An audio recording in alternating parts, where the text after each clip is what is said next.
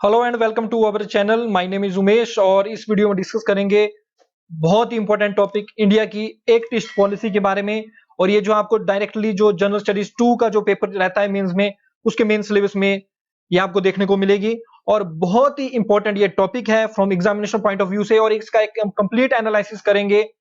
और at the end of the video आपको complete knowledge होगा अबाउट द एक टेस्ट पॉलिसी के बारे में। और किसी भी तरह का क्वेश्चन आपसे prelims as well as mains में इस रिगार्डिंग पूछा जाएगा तो आप उसको जो बड़ी आसानी से जो आंसर कर देंगे। So let us begin. एक टेस्ट पॉलिसी इंपॉर्टेंट इसलिए भी हो जाती है क्योंकि ये लगातार जो है through out the year news में रहती है। द इंडियन एक्सप्रेस का आप जो है न्यूज आर्टिकल देख सकते हैं 27 मई 2021 का, what's going wrong with the India's एक टेस्ट पॉलिसी। तो इसमें भी एक टेस्ट पॉलिसी के बारे में डिस्कस किया है। तो यहां से भी मैंने कुछ जो है मटेरियल लिया हुआ है और कंप्लीट मैं आपको एनालिसिस करूंगा। इससे हटके भी जो है जो कंप्लीट इसका एनालिसिस रहेगा फ्रॉम इस इंट्रोडक्शन टू इंडिया क्या क्या कदम उठा रहा है एक लिस्ट पॉलिसी में, और किस तरह के इंडिया जो कंसर्न्स हैं, कहां कहां पर जो है इंडिया की जो फॉरेन पॉलिसी इसमें ये लैकिंग कर रही है, और किस तरह चाइना का इन्फ्लुएंस बढ़ रहा है। पूरा का पूरा आपको जो इसमें जानने को मिलेगा, और वे फॉरवर्ड क्या हो सकता है इससे रिलेटेड। तो पूरा का पूरा जो है हम इसको जो है इस वीडियो में जो डिस्कस करेंगे। तो देखिए सिंपली मैं आपको बताऊं, इंडिया की एक ईस्ट पॉलिसी जो है एक डिप्लोमेटिक इनिशिएटिव है इंडिया का, जिसके तहत जो है इंडिया जो है प्रमोट करता है economic, strategic, cultural, people to people connectivity, infrastructure, political relations with vast east Asian countries. देखिए आपने ये चीज ध्यान रखनी है, एक ईस्ट पॉलिसी में east Asian countries, south east Asian countries और इंडो पैसिफिक रीजन में जो भी कंट्रीज हैं या जो इंडो पैसिफिक रीजन है, यहां पर इंडिया के द्वारा जो है इकोनॉमिक स्टडीज और कल्चर रिलेशंस को जो है प्रमोट किया जाता है। और ये जो है इंडिया की जो है हमें एक टेस्ट पॉलिसी देखने को मिलती है एट डिफरेंट लेवल्स। तो ये पूरी पूरी डेफिनेशन आप इसको पेन डाउन कर सकते हैं। Act east policy is the diplomatic initiative of India to promote economic, strategic and culture relations with the vast east Asian countries, south east Asian countries and Indo Pacific region at different levels. India की act east policy की तरह हमें जो है Japan की free and open Indo Pacific policy जो है Japan की रहती है। इसी प्रकार साउथ कोरिया की भी जो है इंडिया की तरह जो है एक टेस्ट पॉलिसी की तरह जो है न्यू साउथर्न पॉलिसी है। और मैं आपको बता दूं, डायरेक्टली स्टेट पीएससी या यूपीएससी में पूछा जाता है कि new southern policy is centrally news related to which of the following country. इस तरह से क्वेश्चन आते हैं तो वहां पर आपका आंसर साउथ कोरिया होना चाहिए। तो इस तरह से ये जो होती है, जैसे न्यू साउथर्न पॉलिसी है ये साउथ कोरिया की है, free and open Indo Pacific है ये जापान की है, इसको क्वाड के तहत जो प्रमोट किया जाता है। और इंडिया की जो है एक टेस्ट पॉलिसी हमें देखने को मिलती है। साउथ ईस्ट एशियन कंट्रीज और ईस्ट एशियन कंट्रीज को आप एक बार मैप में देख लीजिए। तो ये वर्ल्ड मैप आप अपनी स्क्रीन के सामने देख सकते हैं, और this is our loving India. और देखिए इंडिया के साउथ में हमें ओशियन देखने को मिलता है, इट इज इंडियन ओशियन। और यहां पर देखने को मिलेगा हमें पैसिफिक ओशियन। तो free and open Indo Pacific जो स्ट्रेटेजी है जापान की, या क्वाड जिसको कवर करता है आज के टाइम के ऊपर, क्वाड जो इनफॉर्मल ग्रुप जो है इंडिया, जापान, ऑस्ट्रेलिया और यूएसए का है, तो उसके द्वारा भी जो है free and open Indo Pacific reason, अब इसमें जो है free open and inclusive Indo Pacific जो इसको कर दिया गया है। तो ये रीजन, इस रीजन में जो भी कंट्रीज आती है इंडो पैसिफिक रीजन में, इनको जो इसके तहत जो कवर किया जाता है। अब देखिए जो साउथ ईस्ट एशियन कंट्रीज हैं उसमें 10 आसियान कंट्रीज, आसियान जो है association for south east Asian Nations, ये 10 कंट्रीज का जो है एक रीजनल ऑर्गेनाइजेशन है, जिसके हेडक्वार्टर आपको जकार्ता कैपिटल ऑफ इंडोनेशिया में देखने को मिलेंगे। तो 10 पहले आप आसियान कंट्रीज को मैप में देख लीजिए। तो this is our loving India. तो फर्स्ट आसियान कंट्री हमें देखने को मिलेगी इंडिया के नेबर में Myanmar, second one is Thailand, third one is Laos, fourth one is Vietnam, fifth one is Cambodia, फिर sixth one is Malaysia, seventh one is Singapore, eighth one is Indonesia, ninth one is Brunei and 10th one is Philippines। तो these 10 countries are a part of ASEAN plus one country अगर हम इसमें डाल दें ASEAN के साथ plus one country, that is टिमोर Leste. तो ये जो रीजन है पूरा का पूरा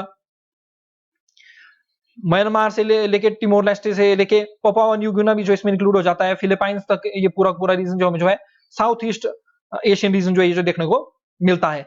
इंडिया जो है साउथ एशिया में लोकेटेड है, बांग्लादेश भी साउथ एशिया में। और अगर एक पर्सपेक्टिव में हम देखें तो ईस्ट एशियन कंट्रीज भी जो है ईस्ट एशियन की कैटेगरी में भी जो हम बांग्लादेश को जो रख सकते हैं, साउथ में भी है। जैसे चाइना हो गया, चाइना जो है ईस्ट एशियन कंट्री है, मंगोलिया, रशिया का जो फार ईस्ट रीजन है, मैं जूम बैक कर देता हूं, ये फार ईस्ट जो रीजन है रशिया का, ये ईस्ट एशिया में पड़ता है। जापान ईस्ट एशियन कंट्री है, साउथ कोरिया में ईस्ट एशियन कंट्रीज देखने को मिलेंगी।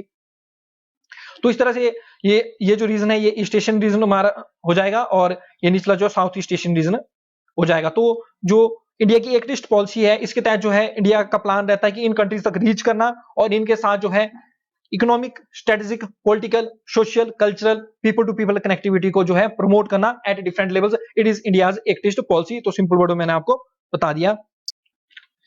तो यहां पर आप देख सकते हैं इंडो पैसिफिक रीजन को।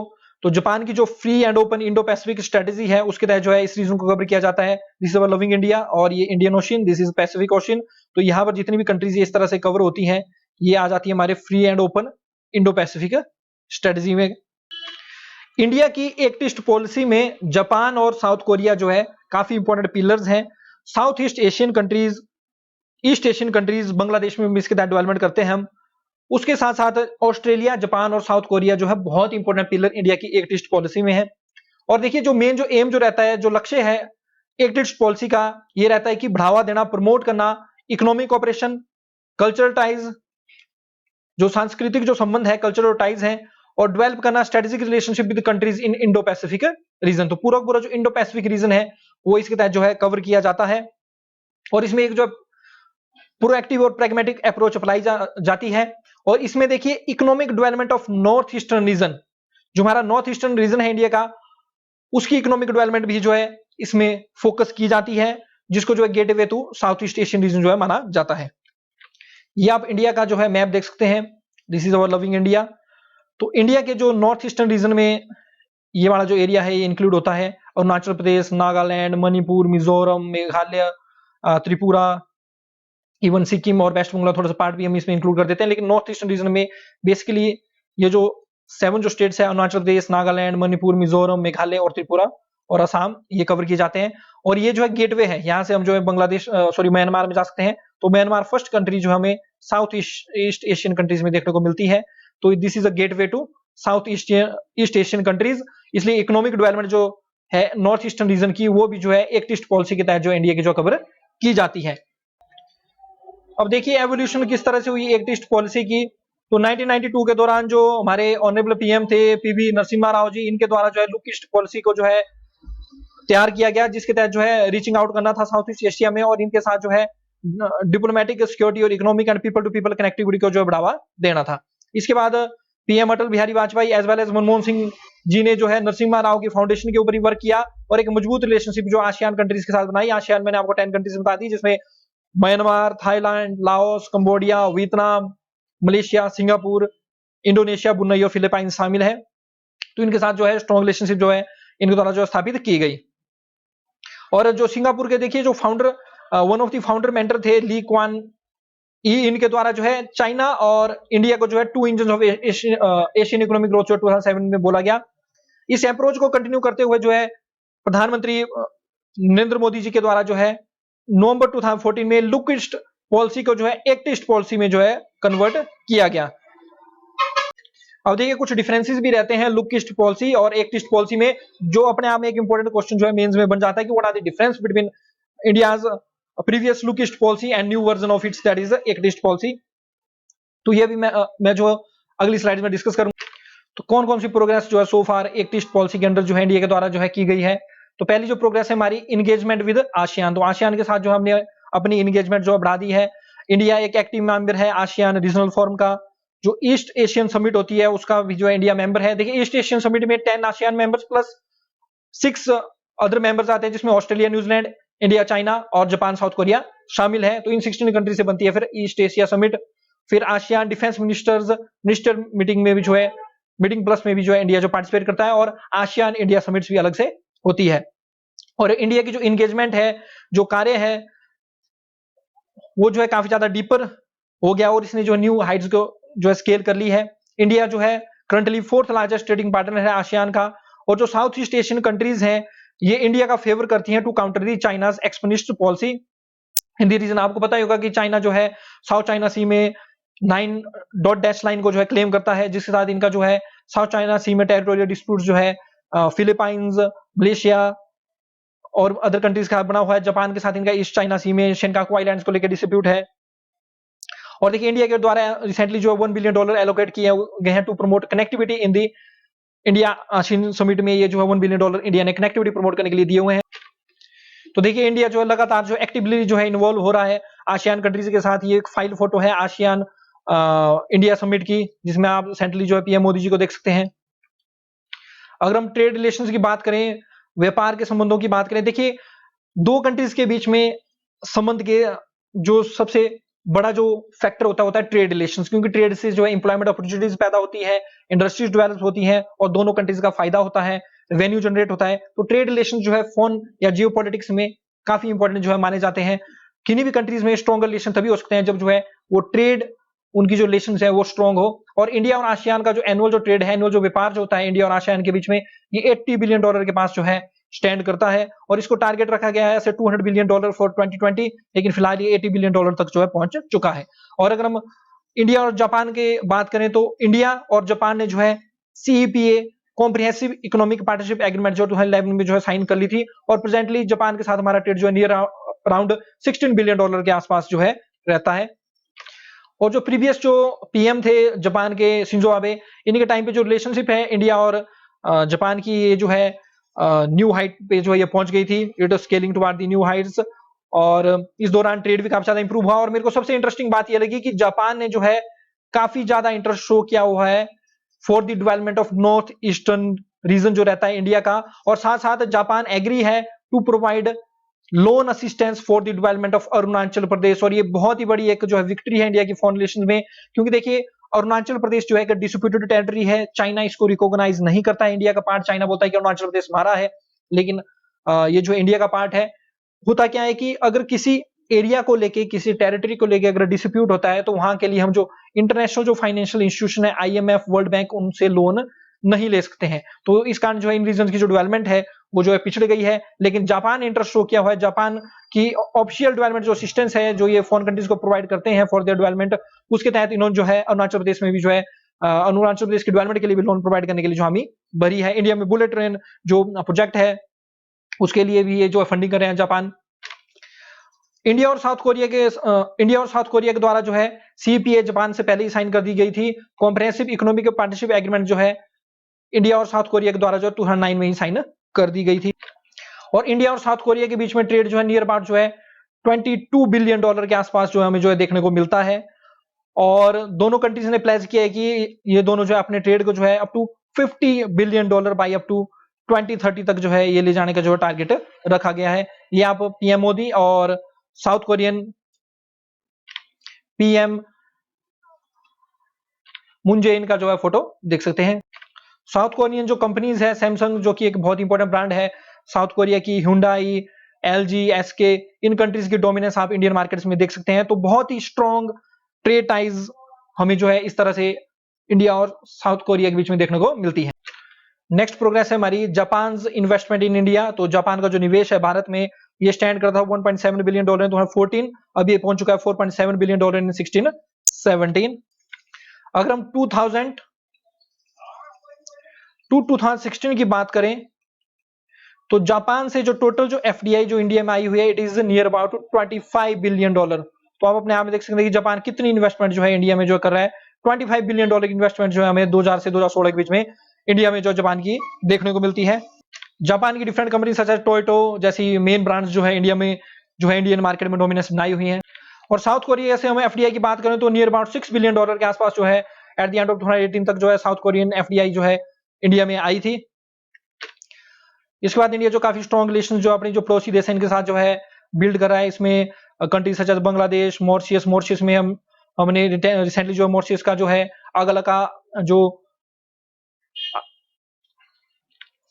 अगलग में हमने अपना एयरबेस और नोबल बेस जो डेवलप किया है मॉरिशस के। फिर म्यांमार के साथ हम स्ट्रॉन्ग रिलेशन बना रहे हैं, श्रीलंका के साथ, सिंगापुर, वियतनाम, इन सब कंट्रीज के साथ हम स्ट्रॉन्गली इंगेज हो रहे हैं। और नंबर ऑफ प्रोजेक्ट्स हम स्पॉन्सर करते हैं जिसमें BBIN है, बांग्लादेश, भूटान, इंडिया, नेपाल जो प्रोजेक्ट्स हैं इनको इंडिया स्पॉन्सर कर रहा है। Myanmar, Thailand trilateral highway. और इंडिया जो लगातार जो है एक्टिवली कंट्रीब्यूट करता है to the success of several regional initiative. Investment जो इंडिया से इंफ्रास्ट्रक्चर प्रोजेक्ट्स के लिए नेबरिंग कंट्रीज में जाती है। और इंडिया की नेबरहुड फर्स्ट पॉलिसी भी हमें देखने को मिलती है जिसमें इंडिया जो है अपने नेबर्स को जो है फर्स्ट प्रेफरेंस देता है किसी भी इन्वेस्टमेंट के मैटर में, या लोन प्रोवाइड करने के मैटर में, या फाइनेंशियल असिस्टेंस या किसी प्रकार के असिस्टेंस प्रोवाइड करने में इंडिया की फर्स्ट प्रेफरेंस नेबर्स के लिए रहती है। Initiative to enhance connectivity. तो कनेक्टिविटी जो है उसको प्रमोट करने के लिए, उसको बढ़ाने के लिए जो है कौन-कौन से इनिशिएटिव इंडिया के द्वारा लिए गए हैं। इसमें फर्स्ट हमें देखने को मिलता है Agartala Akhaura rail link between India and Bangladesh. तो अगरतला अखुरा रेल लिंक का आप इस तरह से अपनी स्क्रीनशॉट मैप में देख सकते हैं। This is our loving India, this is our north eastern reason, this is Tripura. Agartala is capital of Tripura और यहाँ पर हमें अखुरा देखने को मिलता है। तो इसके बीच में जो कनेक्टिविटी लिंक है ये 15 किलोमीटर रेल लिंक के द्वारा जो है जोड़ी जा रही है, that is Akhaura Agartala rail link.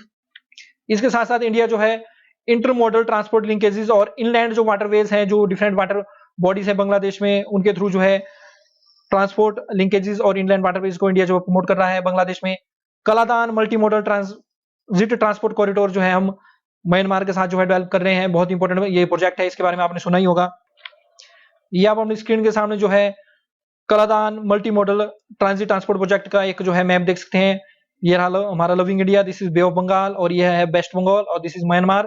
तो यहाँ पर जो वेस्ट बंगाल का जो कोलकाता जो पोर्ट है, यहाँ से connectivity through C root 539 kilometre के सी रूट से होते हुए सिडबे पोर्ट जो है म्यांमार में, उसके साथ जो डेवलप की जा रही है। यहाँ पर इंडिया में जो है सिडबे पोर्ट पे इन्वेस्टमेंट की जा रही है। पूरा पूरा प्रोजेक्ट जो है अप टू जो है $500 मिलियन के आसपास का हमें देखने को मिलता है, जिसमें इन्वेस्टमेंट जो इंडिया के द्वारा की जा रही है। फिर सिडबे से प्लेटवा तक जो है वाटरवेज के थ्रू यहाँ पर कलादान रिवर हमें देखने को मिलेगी। सिडबे और प्लेटवा के बीच में कलादान रिवर हमें देखने को मिलेगी। तो यहाँ से वाटरवेज डेवलप किया जा रहा है और वाटरवेज के बाद फ्रॉम प्लेटवा टू जोरीपुल से होते हुए मिजोरम के आइजॉल तक फिर जो है रोड प्रोजेक्ट जो है इंडिया के द्वारा डेवलप किया जा रहा है। और ये जो प्रोजेक्ट है ये ऑलमोस्ट जो है फिनिश होने वाला है। अब जो है ये जो रोड प्रोजेक्ट है फ्रॉम आइजॉल टू प्लेटवा यही कंप्लीट होना बाकी है, बाकी ये प्रोजेक्ट जो ऑलमोस्ट कंप्लीट हो चुका है। तो मल्टी मॉडल देखिए तब बोला जाता है जब मल्टी मोड होते हैं। उसमें मल्टी मोड का मतलब अलग अलग मोड, अलग अलग मोड कैसे, सी रूट है, फिर रिवर रूट है, फिर उसके बाद रोड रूट है। तो अलग अलग मॉडल है इसमें। यहाँ से सी रूट होगा from Kolkata port to Sittwe port, फिर उसके बाद सिडवे पोर्ट टू प्लेटवा जो है वाटरवेज जो होंगे बोट से जाएंगे, फिर उसके बाद जो है प्लेटवा टू मिजोरम की कैपिटल आइजोल तक जो है यहाँ पर फिर रोड लिंक होगा। तो इसलिए इसको जो है Kaladan multi modal transit transport project बोला गया है। इसमें हाईवे जो म्यांमार में डेवलप होगा वो 129 किलोमीटर का हाईवे डेवलप किया जाएगा और 539 किलोमीटर का sea route in Bay of Bengal. India Japan relation से रिलेटेड भी बहुत सारे पॉइंट्स आपको इस लेक्चर में मिल जाएंगे।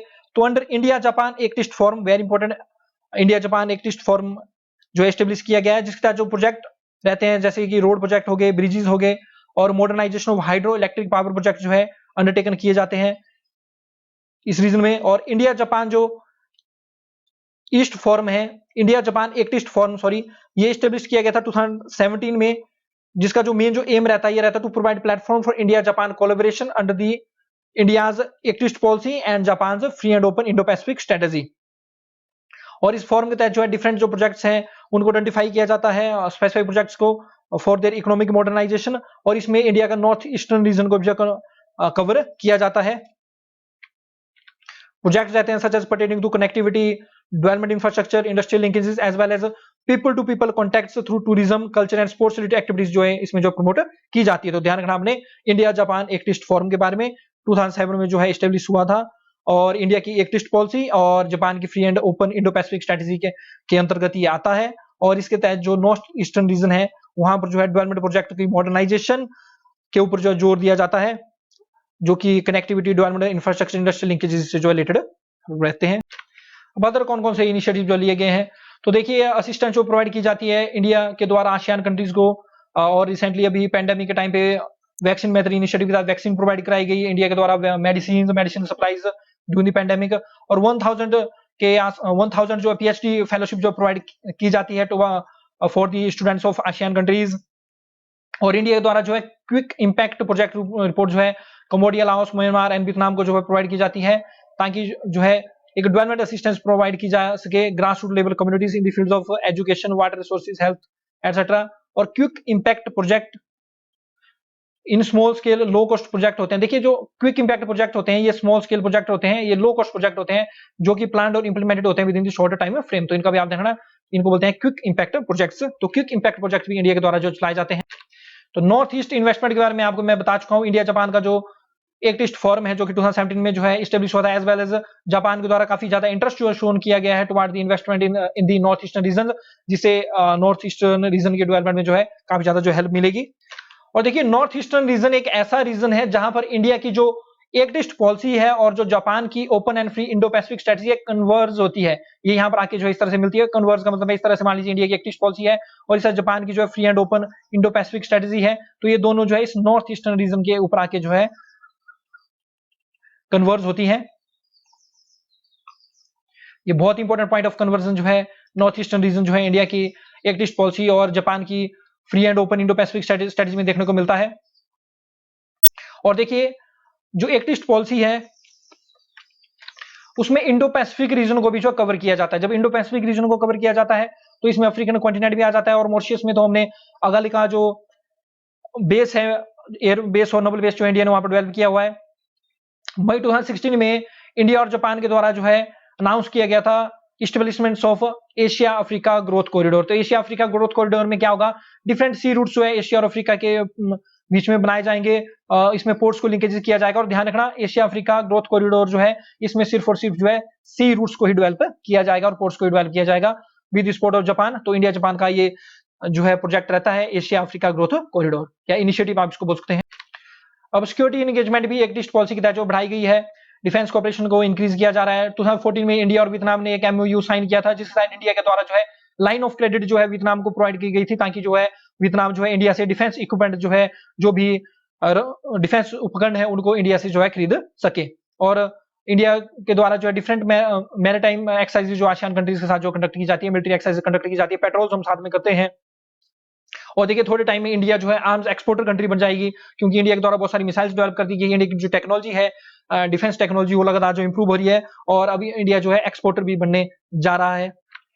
नेक्स्ट है फार ईस्ट इन्वॉल्वमेंट। तो रशिया का जो फार ईस्ट जो रीजन है वहां की डेवलपमेंट के लिए इंडिया के द्वारा 1 बिलियन लाइन ऑफ क्रेडिट जो है रशिया को प्रोवाइड की गई है। तो आप सोच सकते हैं कि इंडिया आज के टाइम पे रशिया को भी जो है इस तरह से असिस्टेंस जो प्रोवाइड कर रहा है इनके development of their far east region जो कि बिल्कुल ईस्ट में आपको रशिया के देखने को मिलेगा। उस फार ईस्टर्न रीजन के डेवलपमेंट के लिए इंडिया के द्वारा जो है 1 बिलियन लाइन ऑफ क्रेडिट जो है रशिया को प्रोवाइड की गई है। ये इंडिया रशिया टाइज में भी ये शामिल हो जाती है ये चीज। अब देखिए what is the difference between India's look east policy and act east policy. ये बहुत इंपॉर्टेंट क्वेश्चन है और मेंस में पूछा जा सकता है। तो देखिए इंडिया की जो लुक ईस्ट पॉलिसी थी जो कि 1992 में जो है पीएम नरसिम्हा राव जी के द्वारा जो लॉन्च की गई थी, इसका मेन एम था कि जो आसियान कंट्रीज है या साउथ ईस्ट एशियन कंट्रीज है, आसियान प्लस टिमोर लेस्टे इसमें आ जाएगा, इसके इनके साथ सिर्फ जो इकोनॉमिक इंटीग्रेशन को जो बढ़ावा देना। इसमें जो डिफेंस कॉर्पोरेशन है या सिक्योरिटी कॉर्पोरेशन है या कल्चर कॉर्पोरेशन है उसके ऊपर इतना ज्यादा ध्यान नहीं दिया गया। उसके ऊपर जो है इस जो फील्ड है इसको इसके ऊपर इतना ध्यान नहीं दिया गया। इंडिया देखिए आसियान का डायलॉग पार्टनर जो है 1996 में बना और समिट लेवल पार्टनर समिट में शामिल होना इंडिया 2002 में आसियान की शुरू किया और 2012 में इंडिया और आसियान के द्वारा जो रिलेशनशिप है उसको स्ट्रेटेजिक पार्टनरशिप के रूप में जो अपग्रेड किया गया। और 1992 में इंडिया और आसियान का जो टोटल ट्रेड था जो 10 कंट्रीज आसियान की उनके साथ इंडिया का trade at a time $2 billion था। बाद में फ्री ट्रेड एग्रीमेंट जो आसियान के साथ 2010 में हमारे द्वारा जो साइन की गई और अब जो ट्रेड है वो $80 बिलियन के आसपास जो पहुंच गया है। और इंडिया देखिए एक्टिव पार्टिसिपेंट्स है जो सेवरल जो रीजनल फॉर्म्स है आसियान के such as East Asia summit forum, ASEAN regional forum और आसियान इंडिया समिट में हमें देखने को मिलती है। तो देखिए डिफरेंस आपको देखने को मिल जाएगा। इंडिया की जो एक्ट ईस्ट पॉलिसी है वो सिर्फ और सिर्फ साउथ ईस्ट एशियन कंट्रीज को ही कवर नहीं करती है, आसियान कंट्रीज को कवर करेगी। टिमोर लेस्टे भी इसमें आ जाएगा, पपुआ न्यू गिनी भी आ जाएगा साउथ ईस्ट एशियन कंट्रीज में।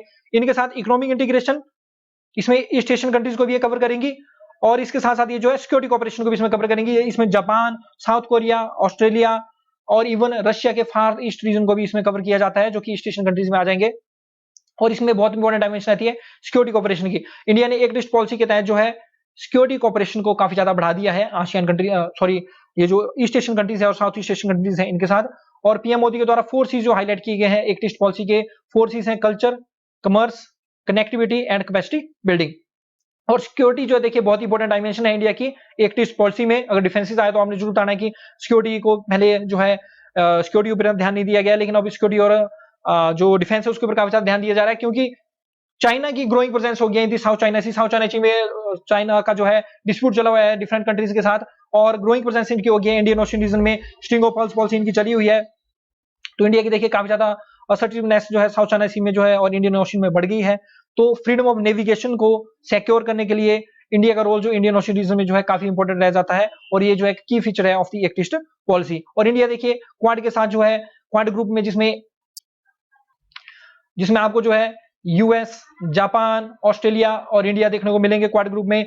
ये प्रमोट करता है free and open and inclusive Indo Pacific reason. इसके तहत जो चाइना के जो इंक्रीजिंग जो एक्सपेनिस्ट है पॉलिसी है, या चाइना का जो इंक्रीजिंग एंगर है इन दी इंडियन ओशियन और साउथ चाइना सी, उसको हम जो है क्वाड से जो है टैकल करते हैं, उसको काउंटर करते हैं। और सबसे इंपॉर्टेंट डिफरेंस एक और आ जाता है जियोग्राफिकल रीच का। जो इंडिया की लुक ईस्ट पॉलिसी थी वो सिर्फ साउथ ईस्ट एशियन कंट्रीज को कवर करती थी, लेकिन ये जो इंडिया की एक्ट ईस्ट पॉलिसी है, ये south east Asian countries, east Asian countries, Indo Pacific reason, Japan, Australia, south Korea और रशिया के फार ईस्ट रीजन को जो ये जो कवर करती है। अब देखिए इंडिया की जो एक्ट ईस्ट पॉलिसी है, इसमें वेरियस कंसर्न्स क्या है, कौन कौन सी चिंताएं इंडिया के लिए इसमें बनी हुई है। सबसे बड़ी बात है, देखिए इंडिया की फॉरेन पॉलिसी में अगर जब यहाँ पढ़ते हैं, अगर इंडिया की रिलेशन आपने किसी भी कंट्री के साथ देखनी है, नेपाल के साथ देखनी है, उसमें कंसर्न अगर आप लिख रहे हैं, तो चाइना की ग्रोइंग जो इन्फ्लुएंस है वो सबसे बड़ा कंसर्न हमारा जो है उस रिलेशनशिप में देखने को मिलता है। श्रीलंका में इंडिया की चाइना की जो ग्रोइंग प्रेजेंस है, चाइना की आर्टिकल हर कंट्री में जो है जो प्रेजेंस है वो ग्रो हो चुकी है, भूटान को छोड़ के। तो जब भी जियोपॉलिटिक्स में आप इंडिया के कंसर्न्स की बात करें, तो चाइना सबसे बड़ा कंसर्न जो है इंडिया का, एज वेल एज जो वेस्टर्न कंट्रीज है, चाहे यूएसए है, चाहे यूरोपियन कंट्रीज है, उनका बना हुआ है। तो चाइना का जो इन्फ्लुएंस है वो लगातार जो है इस रीजन में जो बढ़ रहा है, और ये जो काफी बड़ा एक जियोपॉलिटिकल चैलेंज है इंडिया के लिए। और इंडिया को जो है काउंटर करना चाहिए चाइना को डिफरेंट रीजन में, अपना जो इन्वेस्टमेंट है डिफरेंट रीजन के लिए वो बढ़ानी चाहिए। उसके साथ जो चाइना की growing presence Indian Ocean region में, उसको टैकल करना चाहिए इंडिया को। और क्वाड में जो इंडिया की मेंबरशिप है वो इसी डायरेक्शन में जो है राइट जो है स्टेप है। और ट्रेड डेफिसिट, यानी कि जो ट्रेड डेफिसिट का मतलब है घाटा, तो देखिए जब हम आसियान के साथ ट्रेड करते हैं तो ज्यादा हम जो है इंपोर्ट करते हैं, यानी कि अपनी कंट्री में ज्यादा हम प्रोडक्ट खरीदते हैं, और जो एक्सपोर्ट है हमारा वो कम रहता है टू दी आसियान कंट्रीज। और अगर हम टोटल ट्रेड डेफिसिट की बात करें, तो पहले ये 7% था आसियान कंट्रीज के साथ हमारा डेफिसिट, अब ये जो है 12% हो चुका है। तो सिंपल वर्ड में आप समझ सकते हैं कि जब हम आसियान के साथ ट्रेड करते हैं तो लगभग 12% का जो हमें जो उसमें जो है घाटा जो हमें देखने को मिलता है। मान लीजिए अगर इंडिया के द्वारा जो है 100 रुपए की आइटम जो है एक्सपोर्ट की गई आसियान कंट्रीज को, तो इंडिया के द्वारा उसके बदले इंपोर्ट की जाती है 112 रुपए की चीजें। जस्ट फॉर एग्जांपल है आपको समझाने के लिए कि 12% का जो ट्रेड डेफिसिट हमारा आसियान के साथ है। जो 15 जो आरसीईपी कंट्रीज, आरसीईपी क्या है, आरसीईपी जो है रीजनल कॉम्प्रिहेंसिव इकोनॉमिक पार्टनरशिप है, ये फ्री ट्रेड एग्रीमेंट है बिटवीन आसियान प्लस 6 कंट्रीज। जो 6 कंट्रीज है उसमें पहले जो है India, China, Australia, New Zealand, Japan और साउथ कोरिया थे। बाद में इंडिया ने जो है इसको जो है साइन नहीं किया, और अब जो आरसीपी है ये 15 मेंबर्स की फ्री ट्रेड एग्रीमेंट बन चुकी है इंडिया को छोड़ के। तो ASEAN plus China, Japan, South Korea, Australia, New Zealand, इन 15 कंट्रीज की फ्री ट्रेड एग्रीमेंट है। और इंडिया का देखिए जनरली ट्रेड डेफिसिट जो है सभी 15 जो आरसीपी कंट्रीज के साथ देखने को मिलता है। इसमें लाओस, कंबोडिया, म्यांमार और फिलीपाइंस एक्सेप्शन है। और चाइना से सबसे ज्यादा हमारा ट्रेड डेफिसिट है, 60% ऑफ टोटल जो ट्रेड डेफिसिट है वो हमें चाइना से ही देखने को मिलता है। अगर आप इंडिया की एक लिस्ट पॉलिसी में जो है वन ऑफ द फेलियर अगर आप बात करें या कंसर्न्स की बात करें, तो आरसीपी फेलियर जो है बहुत बड़ा कंसर्न है हमारे लिए।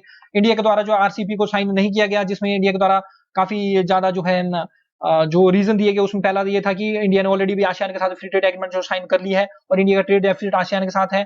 तो और इंडिया का प्रीवियस एक्सपीरियंस यही है कि जिन भी कंट्रीज के साथ हम जो फ्री ट्रेड एग्रीमेंट साइन करते हैं, उनके साथ हमारा जो बाद में जो ट्रेड डेफिसिट हो जाता है। और अगर आरसीपी हम साइन कर देते तो इंडिया में जो है चाइना के जो प्रोडक्ट्स हैं वो और ज्यादा जो आ जाना जो शुरू हो जाने थे। Indian market is flooded with the Chinese product, एक रीजन ये है। दूसरा, न्यूजीलैंड और कुछ एक जो कंट्रीज हैं, इनकी जो डेयरी प्रोडक्ट्स हैं वो काफी जो है एडवांस है और काफी चीप है। तो जो इंडिया के जो डेयरी प्रोडक्ट्स हैं वो उनका मुकाबला नहीं कर पाते। फिर जो एग्रीकल्चर जो हमारे प्रोडक्ट्स हैं वो आसियान कंट्रीज के एग्रीकल्चर प्रोडक्ट्स के साथ जो है मुकाबला नहीं कर पाते। तो ये डिफरेंट जो रीजन थे अपने एग्रीकल्चर प्रोडक्ट्स को, अपने फार्मर्स को प्रोटेक्ट करने के लिए और अपने ट्रेड डेफिसिट को और ना बढ़ाने के लिए इंडिया ने जो है इस एग्रीमेंट को साइन जो है नहीं किया। इंडिया की जो बहुत बड़ी जो डिमांड थी इसमें वो थी कि जो प्रोफेशनल जो रहते हैं, जो एक कंट्री से दूसरी कंट्री में वर्क करने जाते हैं, उनकी भी फ्री मूवमेंट होनी चाहिए, लेकिन इसके ऊपर आसियान ने हामी नहीं बढ़ी, इस कारण इंडिया द्वारा इसको साइन नहीं किया। लेकिन देखिए इंडिया एक ह्यूज मार्केट है। अगर आप एक इस पॉलिसी को अगर क्रिटिकली एनालाइज अगर कर रहे होंगे आंसर में, तो आप बोल सकते हैं कि इंडिया को जो है अपने डिसीजन को दोबारा सोचना चाहिए, क्योंकि इंडिया जो है काफी बड़ी जो है एक कंट्री है, और इंडिया अगर आरसीपी में शामिल होगी तो इंडिया जो है इसके ट्रेड को भी जो टैकल कर सकती है। और इंडिया को जो है अभी भी जो है एक ऑब्जर्वर मेंबर के रूप में जो आरसीपी ने जो रखा हुआ है, क्योंकि इंडिया जो है काफी बड़ी मार्केट है, तो एक ऑब्जर्वर मेंबर जो है इंडिया आपको जो है आरसीईपी में देखने को मिलेगा। ये एक फाइल फोटो है regional comprehensive economic partnership summit की, थर्ड समिट की, जो कि 4 नवंबर 2019 को हुई। इसमें आप पीएम मोदी जी को भी देख सकते हैं। और आरसीईपी का आपने ध्यान में रखना, इसमें 10 आसियान कंट्रीज आएंगी प्लस 5 अदर कंट्रीज जिनके द्वारा इसको साइन कर लिया गया है, China, Japan, South Korea, Australia, New Zealand. India के द्वारा जो आरसीईपी को साइन नहीं किया गया, ये आपने जरूर याद रखना है। नेक्स्ट है इंडियाज इकोनॉमिक अंडर परफॉर्मेंस। देखिए तो इंडिया के द्वारा अनाउंस तो कर दिया जाता है, लेकिन वो इन्वेस्टमेंट काफी लेट जाती है, ग्राउंड लेवल पर वर्क हो नहीं पाता है, और इंडिया की जो इन्वेस्टमेंट है चाइना के मुकाबले वो काफी ज्यादा जो है कम है। और देखिए सबसे बड़ी बात ये है कि मैक्सिमम जो आसियान जो कंट्रीज हैं वो चाहती हैं कि इंडिया जो है बैलेंस करे चाइना की जो इनहेंस पावर है इन दी रीजन, और बैलेंसिंग पावर के रूप में इंडिया को जो आसियान कंट्रीज द्वारा देखा जाता है। लेकिन इंडिया की इकोनॉमिक स्लो डाउन और पैंडेमिक ने जो स्थिति और ज्यादा खराब कर दी है, और जो इंडिया का जो डिसीजन है जिसमें इंडिया जो है स्टे आउट रहा from regional comprehensive economic partnership agreement, इसने जो है रीजनल जो बिजनेस है इसको काफी ज्यादा जो है डिसअपॉइंट किया हुआ है। इससे ये रीजन जो है प्रो चाइना और ज्यादा जो है बन सकता है। अब देखिए ये जो साउथ ईस्ट एशियन कंट्रीज हैं इनका काफी ज्यादा कंसर्न है अबाउट हिंदू मेजोरिज्म जो इंडिया में हमें देखने को मिलता है, हिंदू बहुमतवाद जो इंडिया में देखने को मिलता है। तो जो बहुत मोस्ट जो आसियान जो कंट्रीज हैं यहाँ पर हमें एथनिक चाइनीज जो है देखने को मिलेंगे, और ये प्रैक्टिस करते हैं इस्लाम, बुद्धिस्ट और क्रिश्चियनिटी धर्म। फिलीपाइन जो है आपको क्रिश्चियनिटी फॉलो करने वाला देश मिलेगा, फिर ब्रुनई, इंडोनेशिया, मलेशिया, इनमें इस्लाम धर्म जो है मेजोरिटी में है। तो अगर इस तरह से हिंदू मेजोरिटिज्म आएगा तो इनके कहीं ना कहीं सेंटिमेंट जो हर्ट होते हैं। मलेशिया हो गया, इंडोनेशिया हो गया, यहाँ पर बहुत बड़ी आबादी इस्लाम की है। मलेशिया का तो आई थिंक ऑफिशियल जो रिलीजन है वो भी इस्लाम है। इंडोनेशिया, ब्रुनई, तो इंडिया की देखिए जो सॉफ्ट पावर स्टैंस है बुद्धिस्ट डिप्लोमेसी वो तो है, लेकिन फिर भी इससे जो है इतना टू मच गेन जो है नहीं हो पाया। तो इंडिया को जो है अपनी पॉलिसी जो है स्ट्रिक्टली जो है सेकुलरिज्म के ऊपर रखनी चाहिए, ताकि ये जो रीजन है आसियान रीजन, इसमें जो कंट्रीज हैं इनके सेंटिमेंट्स जो है किसी प्रकार से हर्ट ना हो सके, और हम अपनी इंगेजमेंट जो है इनके साथ जो है बढ़ा सकें। और एक जो रिसेंट जो एडवांसमेंट हो रही है इम्पैक्ट ऑफ कोविड-19 पैंडेमिक, तो कोविड-19 पैंडेमिक का अगर इम्पैक्ट देखें तो चाइना के द्वारा जो इसको काफी अच्छे तरीके से जो हैंडल किया गया है रिगार्डिंग इंडिया, तो चाइना ने काफी एफिशिएंटली इसको हैंडल किया हुआ है इंडिया के कंपैरिजन में, और इससे प्रो चाइना सेंटिमेंट जो है जनरेट होते हैं among the region of ethnic Chinese communities, और इससे जो अप्रोच है इनकी टुवर्ड्स दी चाइना वो जो है बढ़ती है, इनकी डिपेंडेंस जो है चाइना के प्रति बढ़ती है। तो देखिए वे फॉरवर्ड क्या हो सकता है, तो देखिए इंडिया को अपना जो है आरसीपी डिसीजन जो है रिव्यू करना चाहिए, क्योंकि इंडिया जो है एक काफी बड़ी जो मार्केट है, तो इंडिया जो अपने डिसीजन को रिव्यू कर सकता है और इसको ज्वाइन भी कर सकता है। अपनी सॉफ्ट पावर को और ज्यादा लिवरेज करना चाहिए, कल्चरल सिविलाइजेशन लिंकेज को जो है बढ़ाना चाहिए। चाइना को टैकल करने के लिए इंडिया को अपनी जो इन्वेस्टमेंट है वो जो है बढ़ानी चाहिए इस रीजन में, और इसके साथ साथ जापान के और साउथ कोरिया के साथ अच्छे से कोलैबोरेट करना चाहिए। क्वाड रीजन जो है एक राइट ग्रुप है, राइट डायरेक्शन में, इसमें जो है इंडिया को जो है वर्क करना चाहिए अच्छे से। और पीएम मोदी जी का जो विजन है Sagar security and growth for all in the region, इस रीजन के साथ वर्क करना चाहिए for safe secure and stable maritime domain. तो that's the complete analysis of India's Act east policy. I hope आपको इसमें कुछ जानने को मिला होगा। अगर आप चाहते हैं कि मैं इसी तरह जो है आपके लिए जो है वैल्यूएबल एंड नॉलेजेबल वीडियोस बनाता रहूं, जिससे आपकी जो नॉलेज है और एग्जामिनेशन में जो अटेम्प्ट है वो अच्छी हो सके, तो आप मेरे चैनल को जो है ज्यादा से ज्यादा लाइक, सब्सक्राइब और शेयर कीजिए। Thanks very much for listening. जय हिंद, जय भारत। मिलते हैं अगली वीडियो में।